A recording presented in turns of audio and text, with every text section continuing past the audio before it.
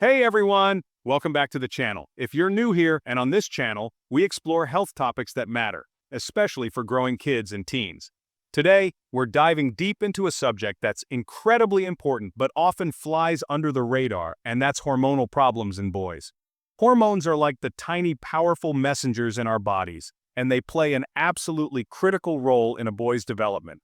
We're talking about everything from how tall they grow and how much muscle they build, to their energy levels, their moods, and even how they handle stress. Think of it like an orchestra. When all the instruments are playing in harmony, the music is beautiful. But if one instrument is out of tune or off beat, it can throw the whole performance off. Similarly, when a boy's hormones are out of balance, it can lead to some pretty significant physical and emotional challenges that can impact their daily life and long-term health.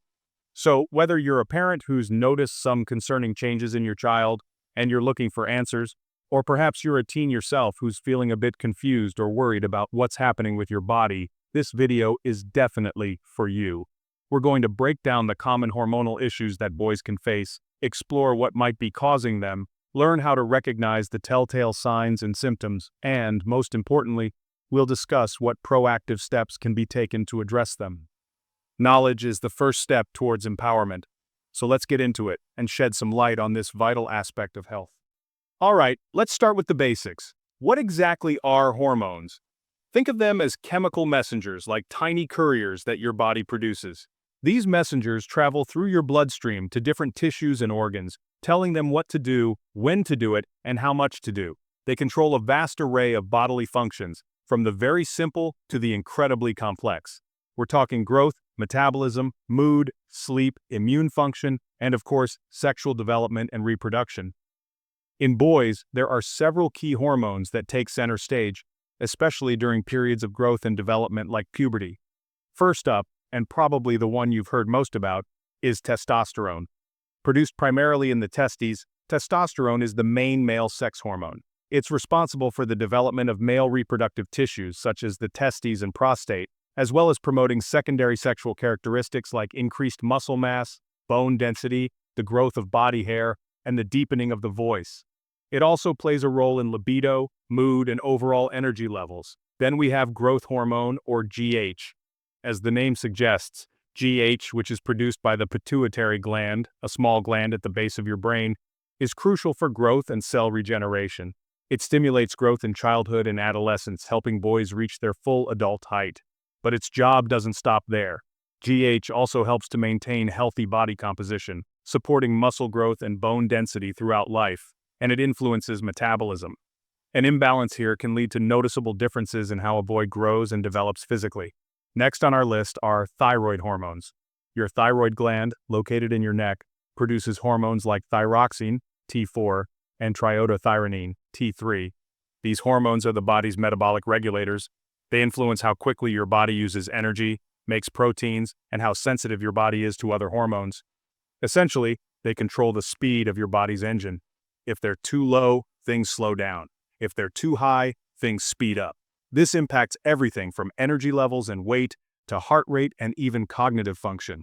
We also need to talk about insulin. Insulin is a hormone made by your pancreas, and its main job is to help your body use sugar, glucose, from the carbohydrates in the food you eat for energy, or to store glucose for future use. Insulin helps keep your blood sugar levels from getting too high, hyperglycemia, or too low, hypoglycemia. It's like a key that unlocks your cells to let glucose in. When this system isn't working correctly, it can lead to serious issues like insulin resistance and eventually type 2 diabetes. And let's not forget cortisol. Now that we have a better understanding of what hormones do, let's talk about some of the common hormonal problems that can affect boys.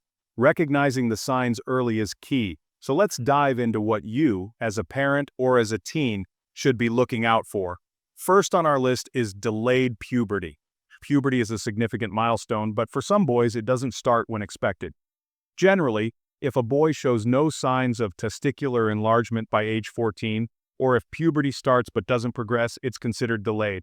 Other signs include a lack of voice change, no significant development of facial or pubic hair, and slower growth in height.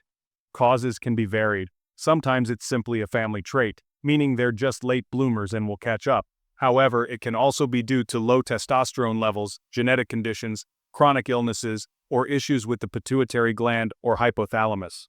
A medical evaluation by a pediatrician or a pediatric endocrinologist is important to figure out the cause and discuss potential solutions. Next up is gynecomastia, the development of breast tissue in boys or men. This can be a source of significant embarrassment and self-consciousness. It's common during puberty, often temporary, and caused by a temporary imbalance between estrogen and testosterone levels. If it persists beyond puberty, it can be due to other causes. These include ongoing hormonal imbalances, certain medications, obesity, or more serious conditions like liver or kidney disease. Solutions often start with identifying and addressing the underlying cause. Weight management can be very helpful if obesity is a factor. In persistent or severe cases, medical treatments or even surgical removal of the excess tissue might be considered after a thorough evaluation. Then we have growth hormone deficiency, or GHD.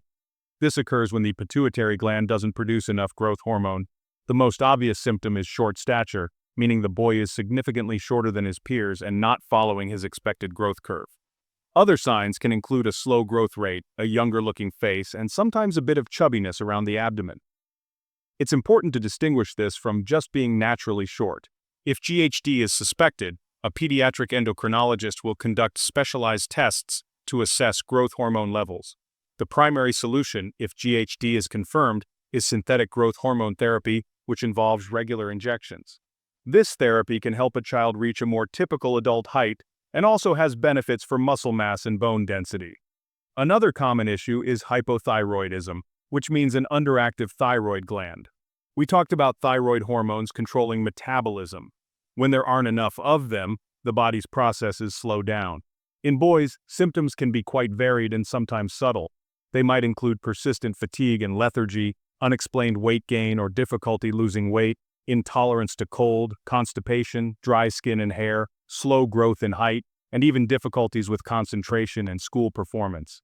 Because these symptoms can overlap with other conditions or even just the stresses of growing up, hypothyroidism can sometimes be missed.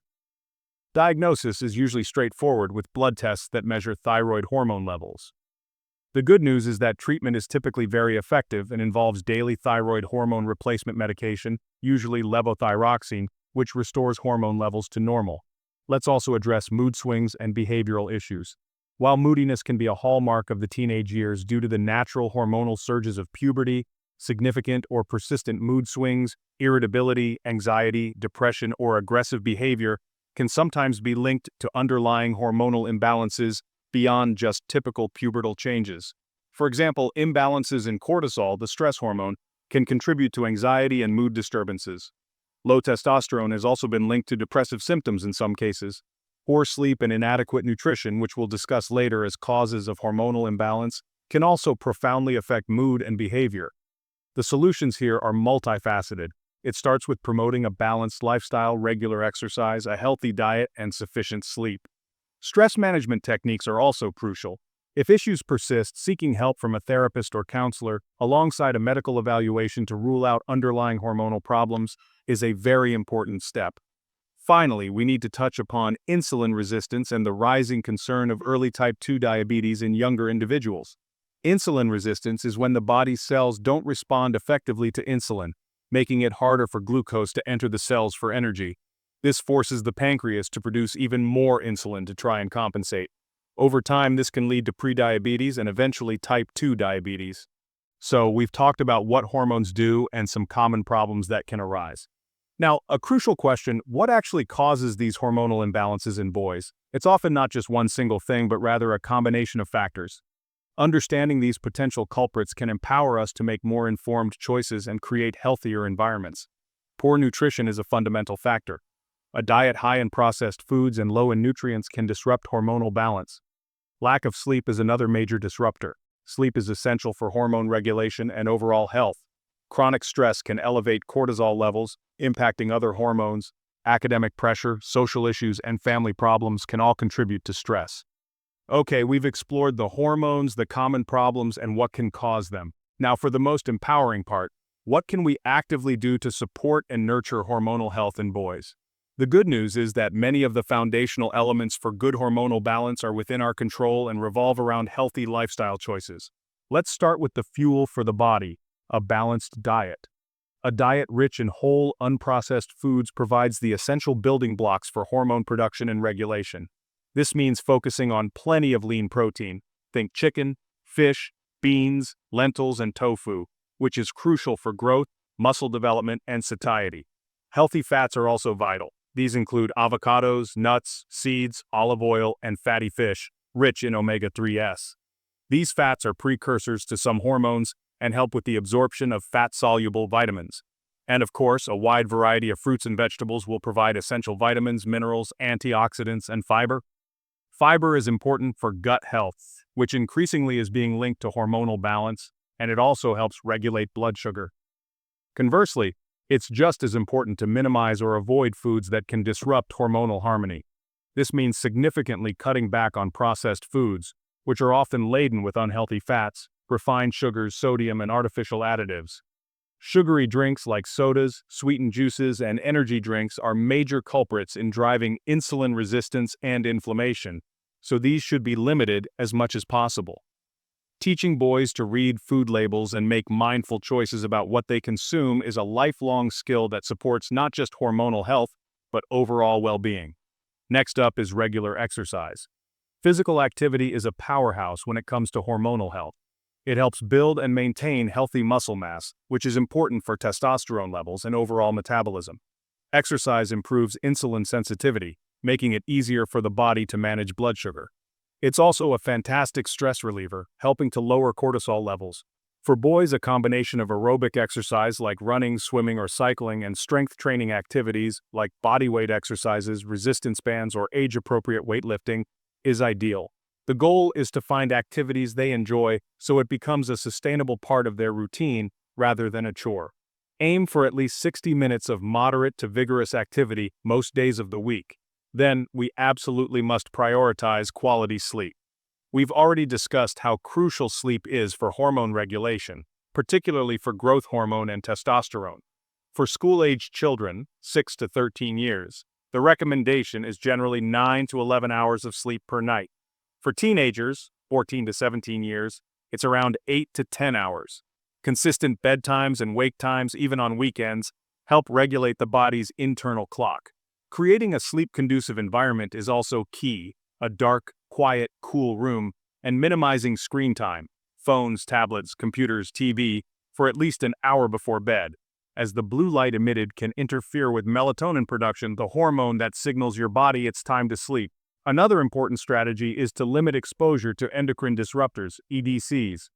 While it's impossible to avoid them completely, we can take practical steps to reduce exposure. For example, choose fresh or frozen foods over canned when possible, or look for BPA-free cans. We've covered a lot of ground today, from understanding what hormones do in a boy's body to identifying common problems, their causes, and most importantly, how to support hormonal health. If you're a parent watching this, my biggest message to you is to stay informed, be observant, and remain proactive. Trust your instincts. If something seems off with your child's development, mood, or energy, don't hesitate to seek medical advice. And if you're a teen watching this, please know that it's okay to talk about what you're experiencing. If something doesn't feel right in your body, or if you're worried about changes you're noticing, reach out to a trusted adult, a parent, a doctor, a school counselor. Hormonal issues are often very treatable, and early intervention is absolutely key to getting the best possible outcome and feeling your best. I'd love to hear from you in the comments below. Have you or someone you know experienced any of these hormonal issues? What helped? Sharing your experiences can be incredibly valuable for others who might be going through something similar. It helps people feel less alone and more empowered to take action and seek the help they need. This community is a great place for support and learning from one another, so please share your thoughts and questions. Remember, we're all in this journey of health and well-being together.